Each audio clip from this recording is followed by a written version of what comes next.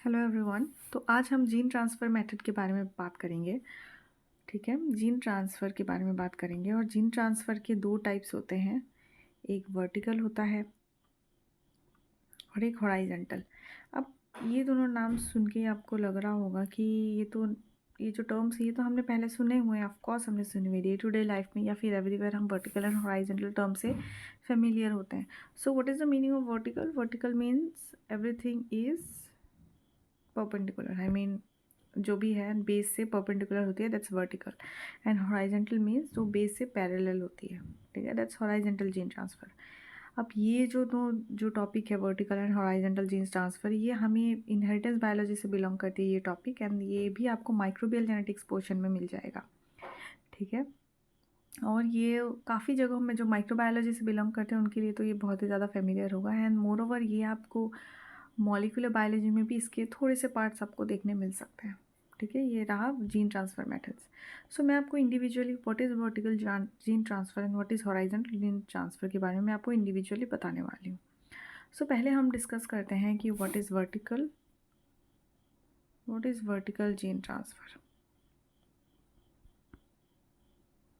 ठीक है। What is vertical gene transfer? So vertical gene transfer में क्या होता है कि सपोज़ एक मेल है और एक फीमेल है, उन्होंने मीटिंग की एंड इनकी जो प्रोजेनी है उनमें क्या हुआ, दो मेल और दो फीमेल उनका रिजल्ट हुआ, ठीक है। दो मेल और दो फीमेल रिजल्ट हुआ, progeny. This is seen in F1। And ये जो प्रोजेनी है ना वो F1 जनरेशन में हमें दिखा। सो F1 जनरेशन में क्या हुआ, दो मेल और दो फीमेल आई और इनकी जो पास जो जेनेटिक इन्फॉर्मेशन थी, जो जीन थी, वो क्या हुआ, वर्टिकली ट्रांसफ़र हो रहा है। आप देख सकते हैं ये वर्टिकली ट्रांसफ़र हो रहा है ना, ये मेल है और ये फीमेल, इनकी जो जीन थी वो वर्टिकली ट्रांसफ़र हो रहा है to its progeny in F1 generation. So this is known as vertical gene transfer. And now हम ये जानेंगे कि what is horizontal gene transfer. पहले मैं आपको वर्टिकल का एग्जांपल बता देती हूँ। वर्टिकल का एग्जांपल आपको देखने मिल जाता है इन बाइनरी फिजन, ठीक है। बाइनरी जो फिजन होती है ना उसमें आपको वर्टिकल का एग्जांपल देखने मिलता है। बाइनरी फिजन आपको फ्लावर्स में देखने को मिलेगा या फिर आपको एमीबा उन सब में देखने को मिल जाता है, ठीक है। सो बाइनरी फिजन में आपको ये वर्टिकल जीन ट्रांसफ़र मेथड देखने को मिलेगा।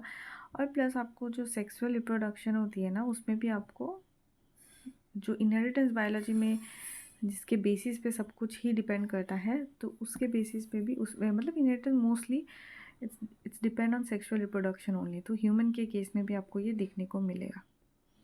और बाइनरी फिजन हमें किस में मिलेगा, एसेक्सुअल जो भी रिप्रोडक्शन होती है उसमें, ठीक है, जिसमें वर्टिकली ट्रांसफ़र हो रही है जेनेटिक इन्फॉर्मेशन, ठीक है, दैट्स वर्टिकल जीन ट्रांसफ़र। अब हम बात करने वाले हैं what is horizontal gene transfer, ठीक है। What is horizontal gene transfer? मैं यहाँ जीन ट्रांसफ़र को GT करके लिख देती हूँ क्योंकि मुझे पता है, इसमें इतना यकीन रखती हूँ कि आपको ये टर्म आप अभी तक आप फेमिलियर हो गए हैं।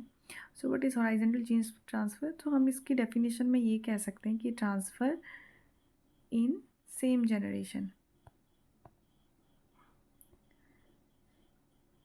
ठीक है। Transfer in same generation is horizontal gene transfer. अब सेम जनरेशन से क्या मतलब है इनका? सेम जनरेशन से इनका ये मतलब होता है कि जो भी ट्रांसफ़र हो रही है ना वो एक ही जनरेशन, सपोज इफ़ दो पेरेंट मेट किया एंड उसके बाद उनकी जो प्रोजेनी आई है, ठीक है, दो पेरेंट मेट किया एंड इनकी जो प्रोजेनी आई है, सपोज़ यहाँ पे एक फीमेल है और ये मेल है। जब ये प्रोजेनी में जब अपने में जब ट्रांसफ़र होएंगी genetic information, that's known as horizontal gene transfer. जब चीज़ें हॉरिजॉन्टली चलेगी दैट्स हॉरिजॉन्टल जीन ट्रांसफ़र। अब मैं इसको जस्ट मैंने इसे एज एन एग्जांपल बताया सो दैट आपको डिफ्रेंशिएट करने में आसानी हो वर्टिकल और हॉरिजॉन्टल के बीच में। ऑल्दो ये ह्यूमन के केस में ये जो हॉरिजॉन्टल जीन ट्रांसफ़र होता है ना बहुत रेयर देखने को मिलता है, ठीक है। तो फिर हॉरिजॉन्टल जीन ट्रांसफ़र जो होती है ना वो हमें किस किस चीज़ों में मिलती है देखने को। हॉरिजॉन्टल जीन ट्रांसफ़र हमें बैक्टीरियाज में देखने को मिलेंगी, ठीक है। अब बैक्टीरियाज में कैसे, आपने सुना होगा कुछ टर्म्स जैसे ट्रांसडक्शन, कॉन्जुगेशन एंड ट्रांसफॉर्मेशन, है ना। सो जब ट्रांसफॉर्मेशन होती है, मतलब ट्रांसफॉर्मेशन में आपको पता होगा कि इसमें जो बैक्टीरिया फेज होती है, तो वो अपना जेनेटिक इन्फॉर्मेशन किसी बैक्टीरिया के अंदर ट्रांसफ़र करती है, एंड देन उसके बाद रेप्लिकेशन होता है एंड ऑल। ये आपको ट्रांसफॉर्मेशन के बारे में पता होगा।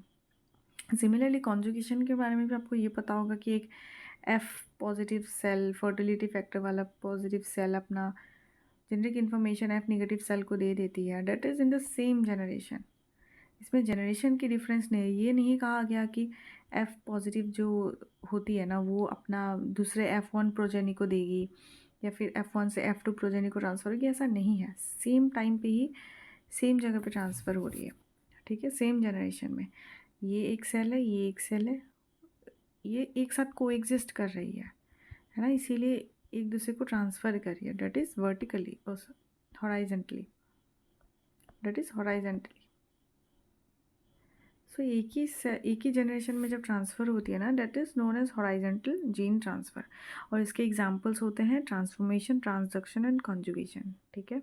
सो एक और बार मैं आपको ये दोनों के बारे में एक और बार फिर से समरी के तौर पे बता देती हूँ। तो जीन ट्रांसफ़र के दो मेथड होते हैं, vertical gene transfer and horizontal gene transfer. जो वर्टिकल जीन ट्रांसफ़र होती है, that involves the transfer of genetic information from one generation to the other generation, and इसके examples होते हैं sexual reproduction which is seen in humans, and binary fission which is seen in prokaryotic and plants, and it comes under asexual mode of reproduction।